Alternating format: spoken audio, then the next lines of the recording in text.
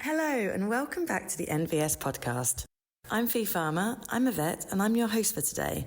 And there is nothing I love more than talking to other colleagues and exploring the latest thinking and techniques in veterinary medicine. And today we're diving into something that's at the very core of health, quite literally digestive health. From puppyhood to chronic gut issues, from soft stools to smelly glands, we have got it all covered. I'm joined today by Carolina Cunha for this discussion, and we're going to talk all things digestive health. Carolina is a vet with over 8 years of experience in companion and large animal practice, including 6 years running her own clinic in Portugal. She now works as a product executive at CF Farmer, where she brings her valuable clinical insight and perspective to product development and communication. Her work has sparked strong interest in the microbiome and its systemic impact on animal health. So welcome along. It is fantastic to have you here. Hi, Fee. Thank you for having me once more. I really like to talk about this team, so I'm really thankful to be here to discuss this with you and with our colleagues. So we cannot have a discussion about digestive health without talking about the microbiome. From your clinical experience, how central is the gut microbiome to overall health in companion animals? Well, I think it's more central that we've probably realized when we were back in university. Just to start to the definition with microbiome. So microbiome is a full combination of microorganisms that live in a particular environment. And this includes bacteria, virus, fungi. They all live in an ecosystem in a specific area. So when we talk about microbiome and our companion animals, we are talking about skin microbiome, gut microbiome, urogenital microbiome. And we now know that this balance of this ecosystem that coexists with our companion animals and with us is a central piece in keeping the balance and health of our pets. So I think it's really, really more central than we ever thought. So we know that prebiotics, that's the food for the microbiome. And when we use probiotics, that's like introducing the live microorganisms to help influence and modulate the gut flora. But can you explain to us a little bit more about postbiotics and when we would use those in clinical practice? So the postbiotic concept is a relatively new concept in the nutraceutical industry, or at least is gaining more traction now as the postbiotic word. So the definition of the postbiotic done by the International Scientific Association for Probiotics and Prebiotics, and this is a big association in the industry, it defines it as postbiotic is a preparation of inanimate microorganisms and their components that confers a health benefit on the host. And within this definition, we are really taking like these umbrella terms. We are talking about dead bacteria or parts of the dead bacteria. For example, in ProRestore, we have 3 postbiotics and they are tindalized bacteria. So they were live ones and they were killed by hitting slowly the bacteria and trying to preserve as much as we can the structure of the bacteria. And these allow us to have health benefits without having, for example, some stability issues. When we're talking about probiotics, we are talking about live microorganisms, and that raises some stability issues. So how do we get a microorganism that goes through the mouth, through the stomach, and to have a beneficial effect on the intestine? And postbiotics really have this advantage. We don't have to concern about stability. It's almost like a guaranteed way to make sure you get the benefits of a probiotic by delivering it as a very stable postbiotic. It's the end result of the probiotic that you are delivering straight into the host. Definitely. For example, the probiotics have the concern of needing to be encapsulated. As you were saying, postbiotics don't need to have this concern. It's really exciting now that we've got products that are making the most of this and incorporating postbiotics into their formulation. But is there anything else we need to think about when considering gut health? We know the microbiome is important and supporting it is important through pre, post and probiotics. But what about fibre or diet or motility support? Fiber is the start of it all, isn't it? Fiber, it's really the biggest influencing factor on modulating microbiome. And when we talk about fiber, we are talking about 2 big categories. So we are talking about soluble fiber and insoluble fiber. The soluble fiber will be the prebiotics. So we are talking about inulin, moss, phos, And when we're talking about the insoluble fiber, we are talking about those cellulose kinds of fibers. We are not ruminants. Our dogs and pets are not ruminants, so they are not able to digest the cellulose. And what these cellulose fibers, we are talking, when I talk about cellulose fibers, I mean the brands. So in the industry, we'll find oat brand, wheat brand. So this is the very harsh fibers. This will provide benefits by increasing the bulk of feces. It is this balance of insoluble and soluble fiber in combination with the microorganisms that will actually promote this GI tract function properly. Yeah, that's really interesting. And so it's just really important that we're feeding our pets a diet that's got a lot of fiber or a good balance of fiber in it. Yes, and especially if you think about going back to the insoluble fibers. So by providing a better consistency to feces, we are actually improving motility, because one of the biggest factors that influence motility is actually the consistency of feces. So if we have proper consistent feces, we will have a better motility system working and a more healthy digestive system overall. They go hand in hand together. It's a really symbiotic relationship. Absolutely. I guess when it works, it works. And when it doesn't work, well, that leads us nicely into talking about acute diarrhea. Acute diarrhea, which we see in practice all the time, which can then lead into chronic diarrhea. In these cases, how often do you think that there's a link for dysbiosis being the driving force? I mean, obviously, we spoke a bit there about fibre and stool consistency and so forth. We know that's an important element. But what role does the microbiome and therefore dysbiosis play in diarrhea? And how do you think we can approach this in practice going down a nutraceutical route? This is a very interesting question. And I think there are books written about this. So this is a very broad conversation, isn't it? Well, by definition, chronic diarrhea is some kind of diarrhea that lasts longer than 3 weeks. And it doesn't need to be, and the animal doesn't need to be show diarrhea all the time. So it's very common for you to see these animals that show flare-ups of diarrhea. So they are always on and off, or just to have like an on and off soft stool. And so if we think about chronic diarrhea of this kind of soft stool or diarrhea that lasts more than 3 weeks, we are really considering a lot of causes for this. And I think for this specific theme, we are just talking about digestive causes, because under the chronic diarrhea, you can have liver issues, you can have lymphoma, you can have so many reasons. So just think about digestive causes for chronic diarrhea. Then you can divide in kind of 3 major categories. So you will divide for the ones that respond to diet changes. And I think that would be the biggest majority of cases that we see in our practice. So those would be the ones that will respond to novel proteins or hydrolyzed protein.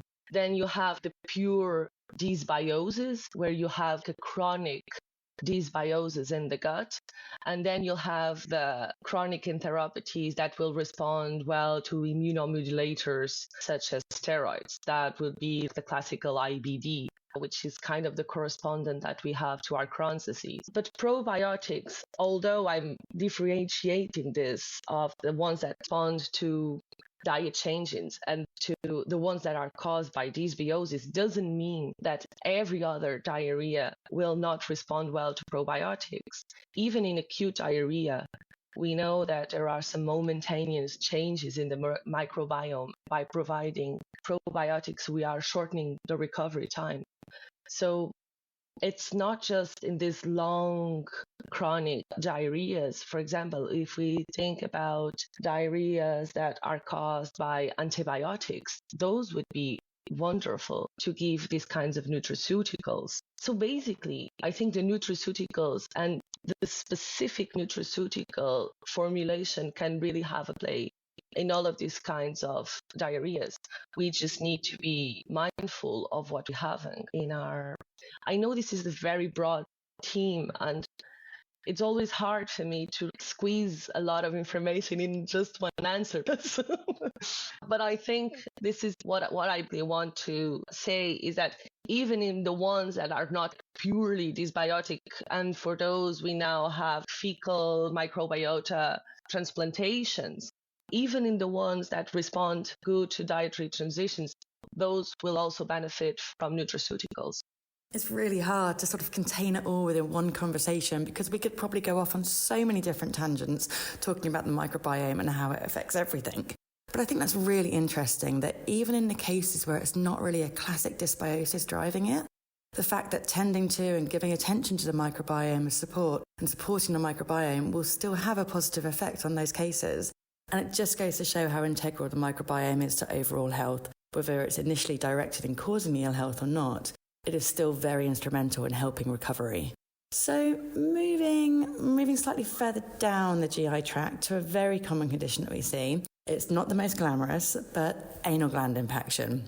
We see it. We see anal glands all the time in practice, and it is frustratingly common. And it's frustrating for the dog, and it's frustrating for the dog owner. How much of that do you think is related to stool quality? And what could we perhaps be doing and manipulating in our diet to help reduce the cases of anal gland impaction? When you say that this is not a glamoring topic, well, it's a smell that we cannot forget, isn't it? Stool quality. And I think this is really central in the well-functioning of anal glands.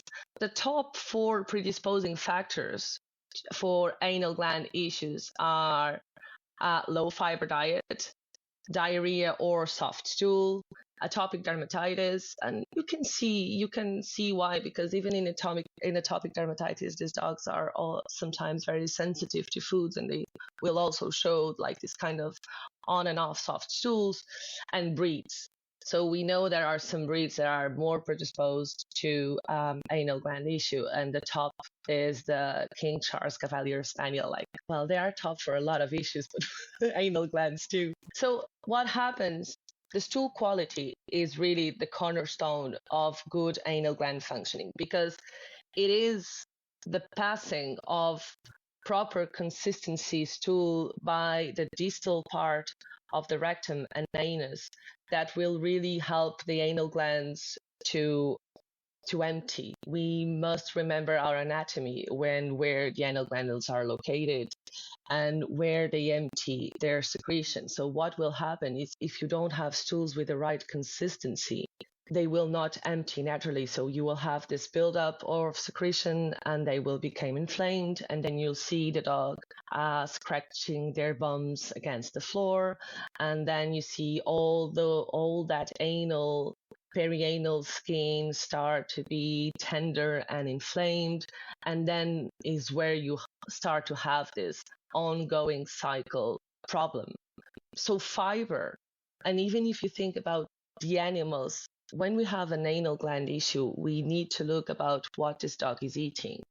If you think about like the smaller breeds, these owners typically like to give wet food or home-cooked food or bar food, and these foods are typically low in fiber. So for these dogs, it's very important to supplement both in soluble and insoluble fiber. So it is all about stool consistency when we talk about anal gland health. We also know, as well as stool consistency, that the microbiome has an influence over anal gland health. So how do you feel about using targeted probiotics or fiber blends to support stool consistency in these cases? In a way, I think I got a little ahead of this question, and it is the cornerstone of providing good anal functioning, isn't it? Because as I was explaining earlier, so you have these differences between soluble and insoluble fiber, and we've discussed about the functions of one and another. So just to have a really good formulation that will promote nice and good stool consistency will be very important to help the function of these anal glands. And that's why we have products such as GlandVat. And I think this is a really nice product to give, because if you think of these owners, and even like the chew format, owners will have the impression that they are giving a treat to their pets, and you are also enriching their diet with soluble and insoluble fibers, probiotics that we've discussed earlier that will have a major impact in these animals' gut health. So products like this can really be important, not just to help the treatment or help to deal with the issue when it's already there, but we can really highlight the risk. So just by having a conversation with in our vaccination appointment, when we are asking all these questions about what you feed to your dog, what kind of treats do you give to your dog, we can really prevent these things to happen just by giving products like GlandVet. So GlandVet could be given as a treat instead of another treat, and it could have these knock-on preventative effects. I guess it'd be really great to use these in the dogs that we know are prone to anal gland impaction, like the Cavaliers, for example. It's a really good thing to get ahead of time on those. So now let's move from one end of one species to the other end of another species, and let's talk about cats and hairballs. Again, this is another condition that we see quite a lot in first opinion practice, and it's quite easy to forget about digestive health when we're thinking about hairballs. But of course, gut motility is absolutely key here. So can you explain how we can support optimal gut health and then have an influence on reducing hairballs? I always like to go and see what data tell us, because we sometimes haven't be surprised from what data show us. And I think these are underrepresented. So what data shows us is that 10%, even the ones without risk factors, will vomit hairballs every time and then. Risk factors for these cats would be the long-haired one, the seasonal shedding, the ones that have really intense seasonal shedding, the ones that are under stress, so they suffer from over-grooming. Even out of these risk factors group, high risk factors group, we will see that 10% of cats will vomit every now and then a hairball. And this is very common to raise some concerns among owners. Owners really don't like to see their cats vomiting hairballs. And even from a welfare perspective, even then, if down the line we've decided that this was normal, this has to be uncomfortable. So I think there is a degree of animal welfare issue here. And we do have really nice products in the market, and especially this Movipet. So this Movipet is a product that is a malt-based product, and we know that cats really love their malt pastes. So just by providing every now and then, and the frequency will really need to be, in my opinion, be adjusted case by case. So we might give once a week if we're talking about a short hair cat. We might need to give twice a week if we're talking about a Persian one, for example. Just to give this regularly will help to decrease this vomiting of hairballs. It will provide comfort to the cats, and it will have this mild laxative effect. So it is this combination of the malt, the white mineral oil, and other oils that are also rich in omegas that will also promote good gut health, that will have really nice impacts in these cats. It's wonderful that there's a prophylactic product, because I think sometimes we forget about cats when we're talking about digestive health. You know, we always got that Labrador in our minds that's scavenging food and having upset tummy issues. But that's what we're talking about today, digestive health. It's much, much wider than that. I do have a question though, as we know cats aren't always the easiest to give products to. Is Movipet an easy to give product? It is a very easy to give product because it is very palatable. So in my experience, cats will eat this as a treat. So they will start going after us as soon as they see us pick up the product, because it is very palatable. And you have all those really well-known techniques of putting a dollop of the product in the top of the nose or in the paw. So it will be a very easy product to give to cats. And we know that that's a very big concerning thing to cat owners, isn't it? Like cat owners really don't like to upset their cats. So to have a really palatable product is really, really important. We know that gut health is essential to so many health conditions, and it can have a huge influence over good or poor health. So it's no surprise really that optimising gut health in young animals is also very essential. Can you explain to us how the gut has an influence over immunity and how important it is to create a healthy gut environment in young animals, particularly those that are going through rehoming or weaning? So the role of gut microbiome and immunity, well, we are just starting to discover the tip of the iceberg of this really conversation that is going on all the time between this microbiome that lives in our animals and their either innate or acquired immunity.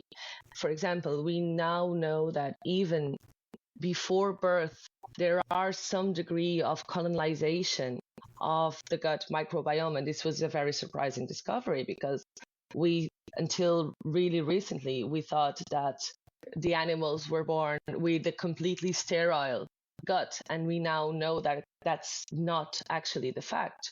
So, and even like when we talk about this early colonization, we know that it will have a long lasting effect. And if we provide the right kind of early colonization, we will have long lasting effects in the immunity health of these pets. And then you were also quite asking me about the risk factors in these young animals. So imagine you have a young animal which his immune system it's not completely well developed, who was never alone in their life, so used to live with mom and siblings, and it's now in a completely different home. Sometimes we add food transitioning to that time period. We know that the good breeders will provide the same kind of feed that they were doing with their moms, but new owners will soon as they get home start to do this food transition. So we are talking about stress, new environment, food changes. So this is a very crucial and very high risk time period for these young animals. And providing some gut support in these times, I think is really crucial. Which cases would make you reach for a product to help support the developing gut flora in these animals? I think weaning and boarding is one of these time periods that we usually don't give too much attention because they are usually out of veterinary scope. One thing that I would find interesting is for people to start to do like a pre-boarding meeting, like as we do with kids. Before the kid is born, you go to the pediatrician or you go to ERGP and just have this conversation.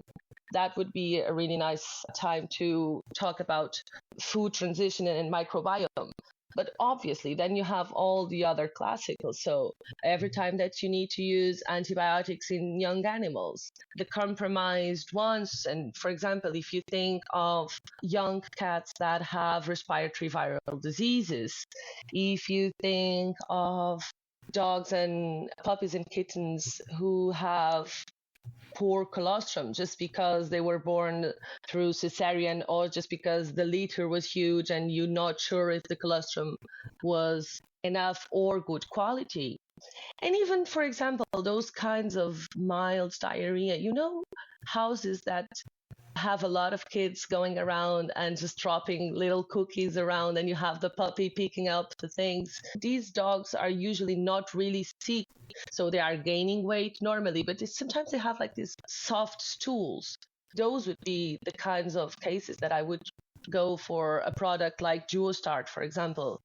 Duostart has probiotics, has colostrum, and we haven't talked about colostrum even in later in life. So even in adults, actually, there are beneficial effects to the supplementation of bovine colostrum in older dogs. So colostrum is a really good ingredient to have in a product. Duostart also has probiotics by the form of beta glucans. This product will provide you beneficial bacteria, which is Enterococcus faecium in this case, will provide you the feed for the bacteria, and will provide you these interesting immune ingredients such as colostrum and hydrolyzed plasma. And hydrolyzed plasma, we don't talk about this often, but it's also hydrolyzed plasma is actually rich in bioactive peptides, which will have really important beneficial functions and in the gut health.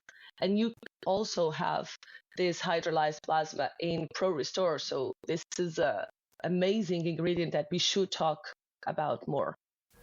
Yeah, I mean, Duostart sounds like a fab product that vets could be talking about with new pet owners at new first puppy vaccination or first kitten vaccination consults, or to be talking about with their breeders to be using ahead of the puppies or the kittens leaving the home and going off to their new owners.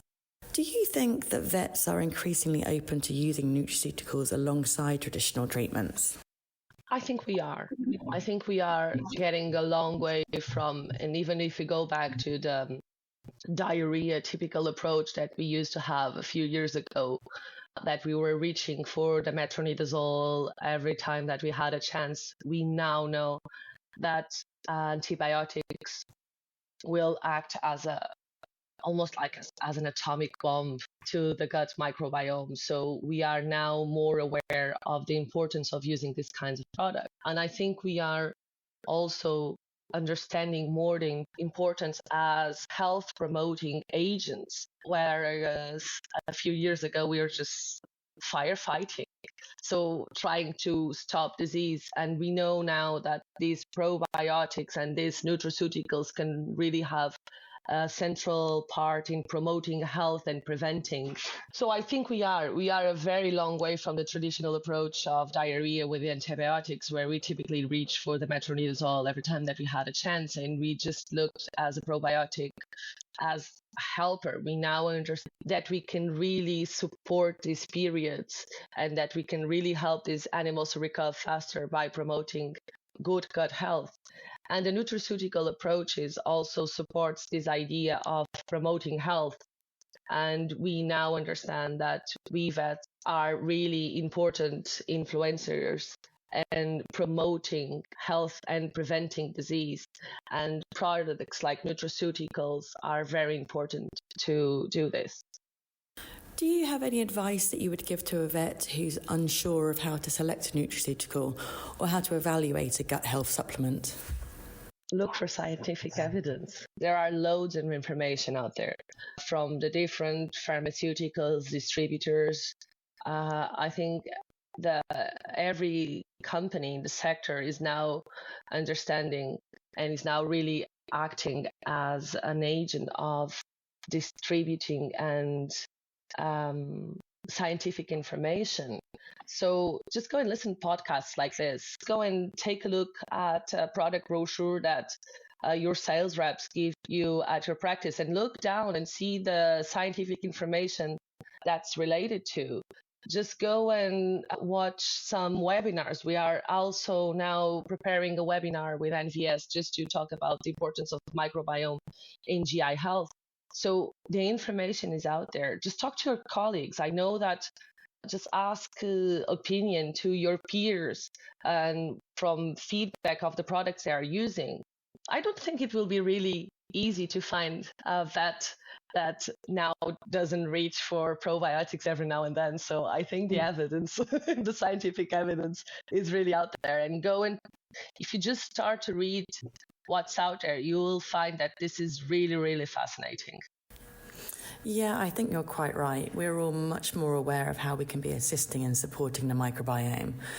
Now, to my final question of this discussion, looking ahead, what excites you the most about the future of gut health in veterinary medicine? We could do a podcast just on that question, because I think we're now just unveiling the tip of the iceberg of these interconnections between gut and other systems of health. So if you think about gut-skin axis, gut-brain axis, gut-lung axis, and this is not just the level of knowledge that is being produced around this is really fascinating. So for example, and this starts obviously in humans, so we know that there are some patterns of dysbiosis in Alzheimer's disease, for example.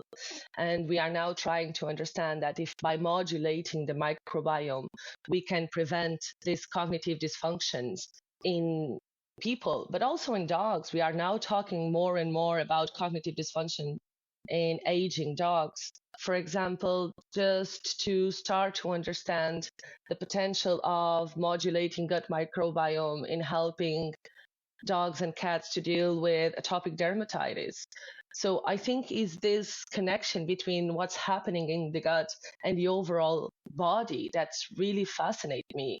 For example, lungs. We now know that supplementing racehorses with specific kinds of prebiotics for a specific time will help to decrease the recovery time. And there are some even studies that show that these horses are really running faster. So imagine the potential of understanding this interconnection between gut microbiome and our immune system and our overall health performance. So we are just starting to understand this. Yeah, I think your analogy of tip of the iceberg is so accurate, and I agree with you. I think it's extremely exciting to think about the effect of the microbiome can have on a whole host of systemic issues.